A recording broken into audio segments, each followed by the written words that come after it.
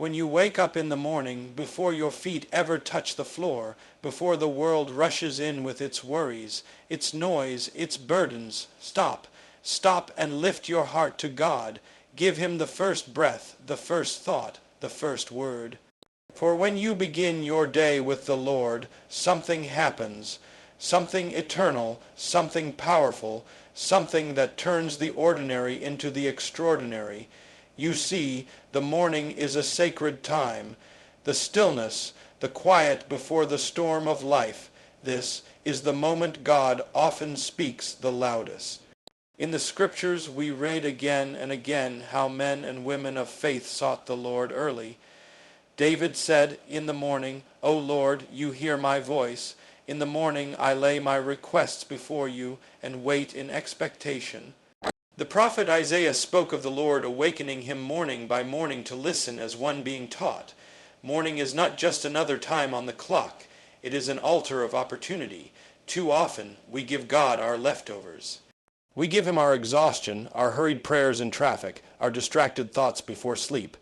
But when we reverse that, when we say, "Lord, I give you my first, my best, my morning," we are putting him in his rightful place.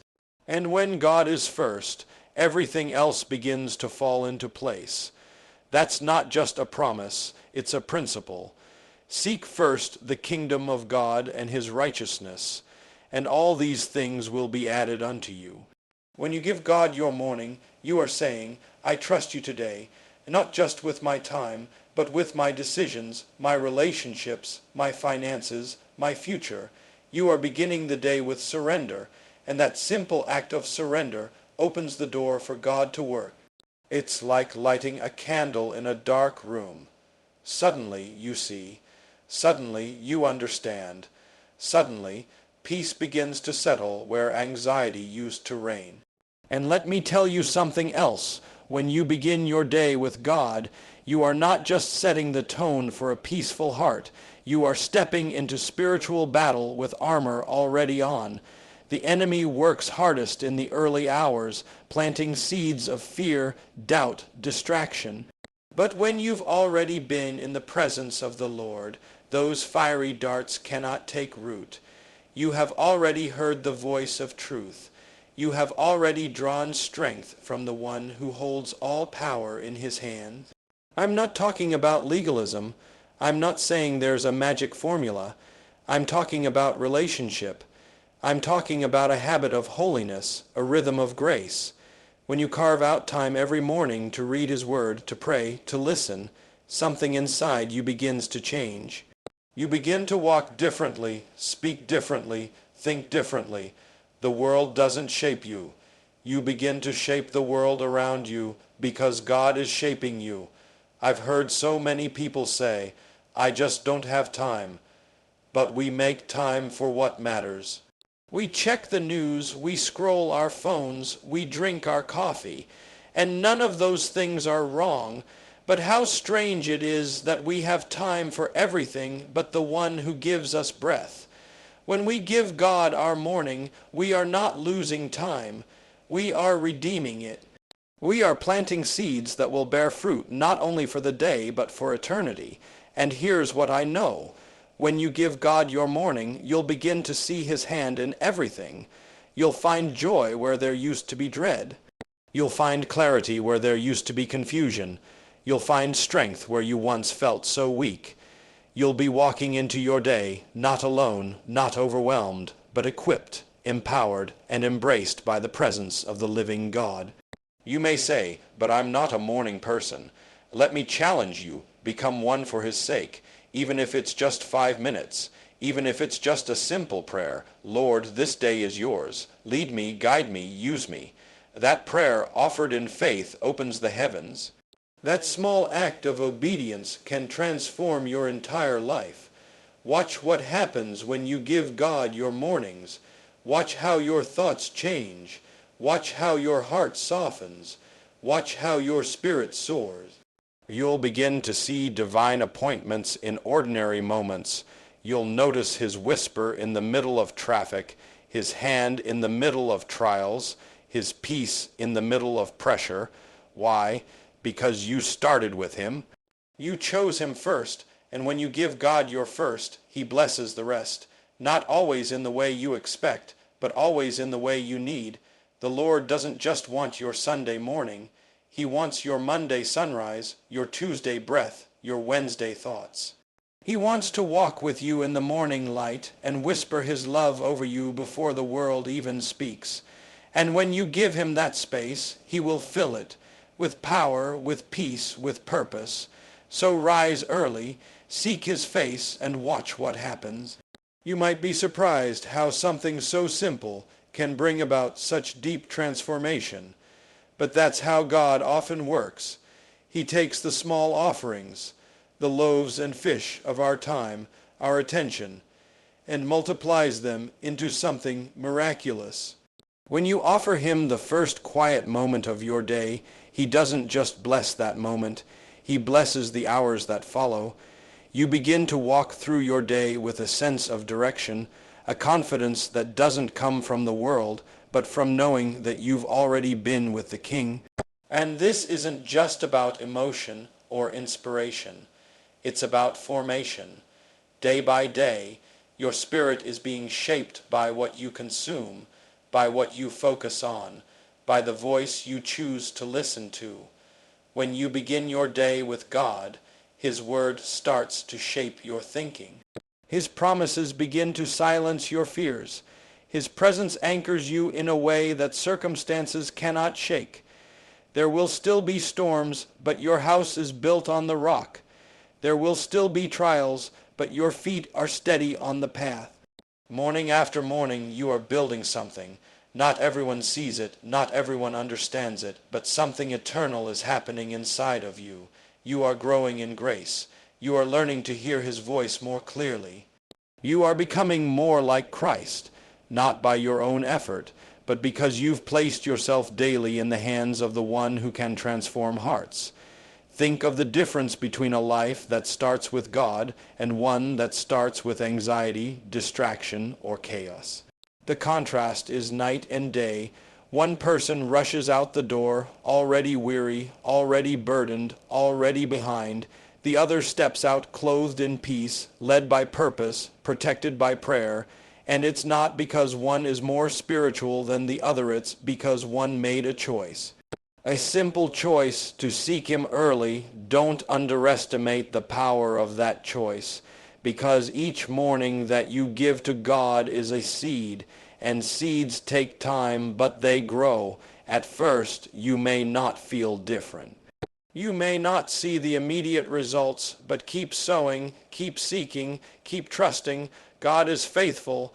What you plant in the quiet hours of the morning, he will bring to life in due season. And let me remind you, this isn't about performing for God.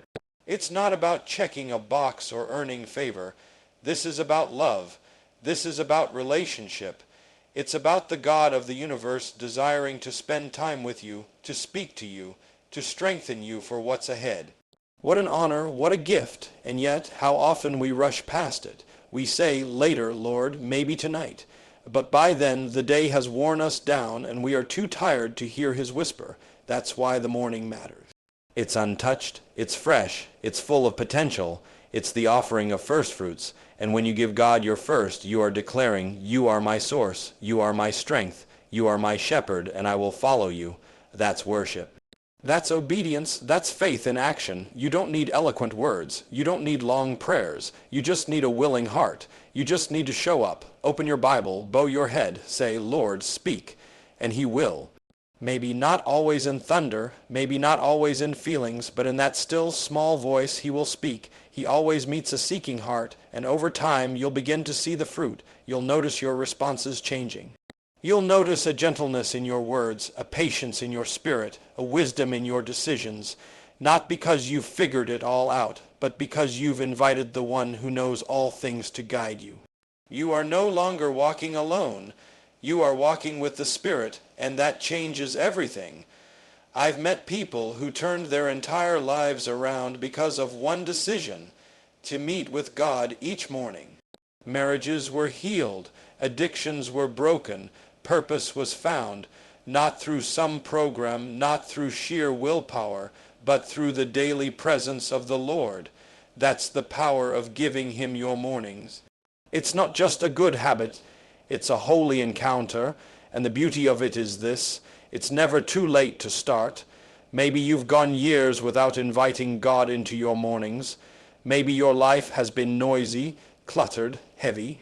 But this can be the moment it changes. This can be the morning you begin again. God's mercies are new every morning, not just for yesterday's sins, but for today's beginnings. He's not waiting to condemn you. He's waiting to commune with you. So tomorrow when you wake up, don't reach for your phone. Don't rush to your to-do list. Take a breath. Whisper his name. Open his word. Sit quietly. Thank him for a new day. Invite him to lead you. It may seem small, but in the kingdom of God, the small things are never wasted. They are the building blocks of transformation. And what you'll find as you keep meeting with him is that he becomes not just the first part of your day, but the center of your life. His peace will go with you into meetings, into challenges, into conversations. His word will come to your mind when you need it most.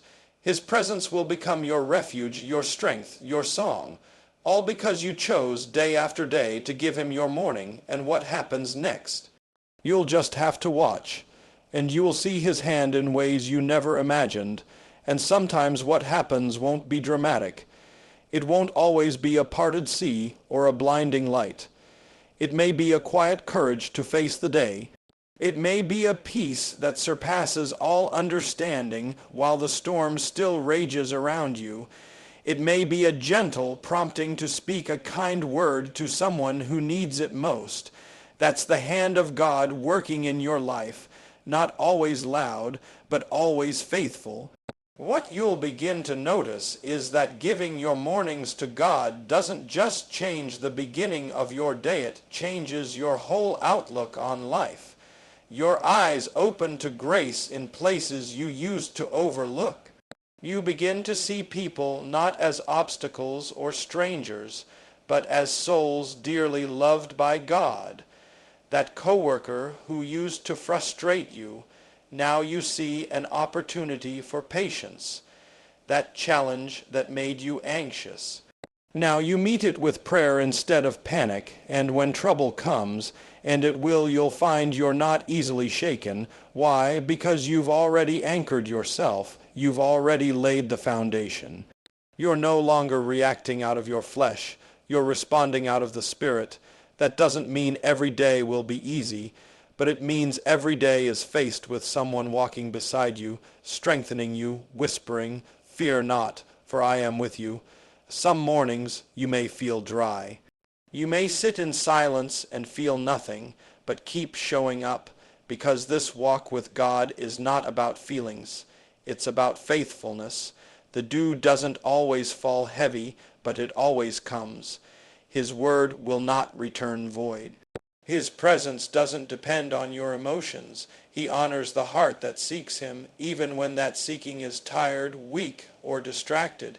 And the more you seek him, the more your appetite for him grows. Soon, 5 minutes won't feel like enough. You'll find yourself waking up with expectation. You'll long for those moments, not as a duty, but as a delight. Like a deer pants for the water, your soul will thirst for him.